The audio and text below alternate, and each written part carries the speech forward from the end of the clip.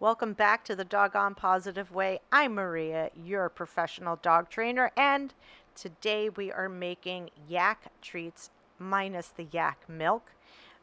This is something that I had wanted to try. The yak treats that you can get online are very expensive. I feel like even if they say that they're supposedly made in the USA, that it is an impossibility. We've got some sound effects coming up here.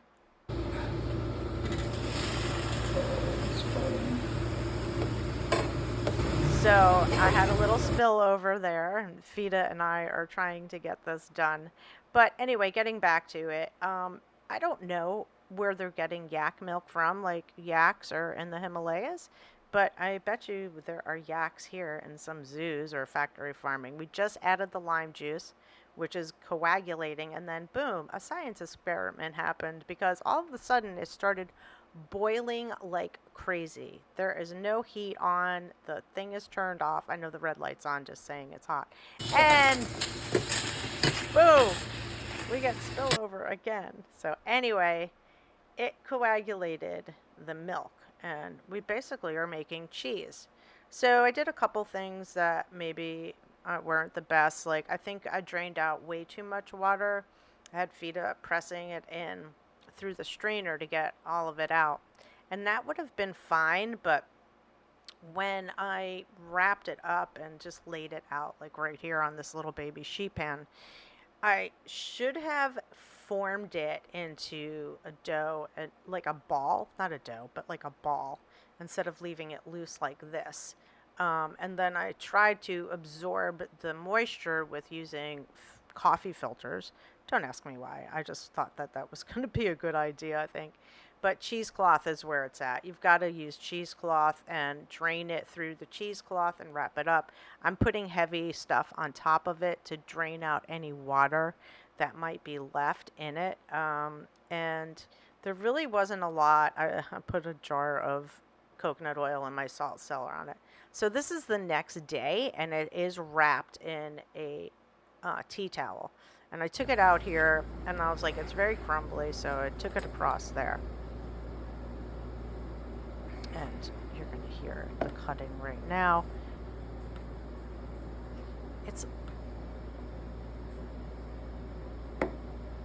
It was firm, okay? My knives are really sharp. And I know I don't have a lot of strength or leverage at this position, but it definitely had some uh, like resistance, I guess you could say. So, yeah. And I got 4 treats out of it. I brought it over to the air fryer. I'm like, there's dehydration, dehydrated mode on the air fryer. So I just lined it with some foil and laid it in there, and I set it to dehydrate. Now, what happened was it's firm and all this stuff, but guess what? It's stuck to the foil. So that is not advisable. I think I would move it around more. And it took a very, very long time to dehydrate this. And I'm just going to the dehydrating setting. And it's 150 degrees. And I was like, oh, it doesn't need to be that, for 6 hours. But guess what? I wound up doing that mode for at least 6 hours. And then I wound up kicking it up to 195 degrees. And it's stuck. Here's where it's stuck. Now you can see it still has some give in it. That's where I'm pressing. And right there, you see that white blob over on that one? It's cheese that has not dehydrated. So there's the 195. And it's still, that blob is still there, but I eventually just let it go and it got crunchy, which is what I wanted. I wanted something hard. It's a chew for him to be occupied and last. Well, it lasted a pretty long time, not crazy long, but that was okay. It is hard. I just wanted you guys to hear how hard it is. And this is the Bully Stick or Collagen Chew Holder.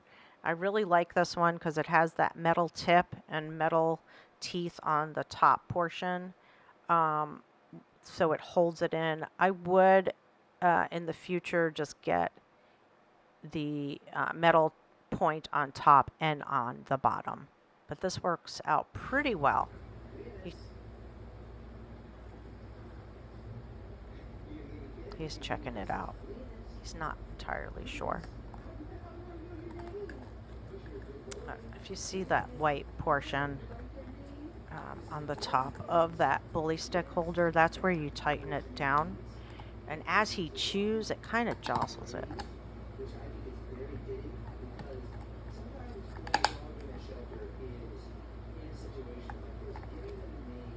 I just want you guys to hear how hard it is and crunchy it is for him. But anyway, so as he chews on it, the teeth kind of get loose and stop holding in the bully stick. And that is something to be aware of.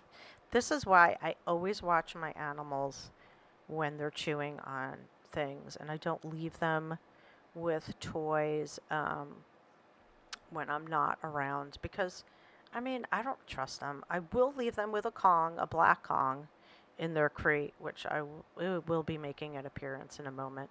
But that has been the most successful toy to leave them with. He has not destroyed it. I have not had dogs destroy it. I know that there are dogs out there that do destroy it, but this is basically just what works for me and my dogs over the years. The black Kong is what I feel most comfortable with. I think it's most durable. And yeah, this is a little bit of a different type of episode. It got loose and I retightened it. So I'm going to give it back to him. And you can see all the little crumbs on top of the bedding. It's all the little cheese crumbs. So that's kind of annoying. There's that black Kong. That's what I use. And leave him with. Um, and he got a piece off, and he's like, "Oh my God, it's so delicious." But getting back to just talking about food and where it comes from, and treats and where they come from, I would like to be able to provide my animals with, my fur babies. They're like my kids. He's like my son. It's like I want to give him the best that I can give him. I want to give him the freshest food or treats, whether I'm making it or if it's something that I absolutely need to purchase. So he's gotten through quite a bit of it, and it's really holding up quite well. This is edited down, so he had it for a good, I want to say like 15, maybe about 20 minutes, I think. Between 15 and 20 minutes. And that's doesn't seem like a lot of time, but you can get a lot done in 15 to 20 minutes with a puppy.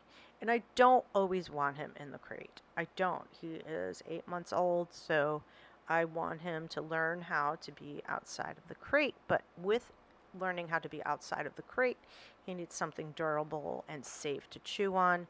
And he needs my supervision or anybody's supervision. If you have a pet and you're giving them chew toys or any type of new treats, especially anything new, you really need to. He heard a squeaky toy in the background. That was hilarious. He's like, "What is that?" But anyway, I just want to let you guys know this is what I've been doing, and I love you guys. I love doing these podcast episodes. I really appreciate you. Please like, share, and subscribe, and I will see you next time. Bye.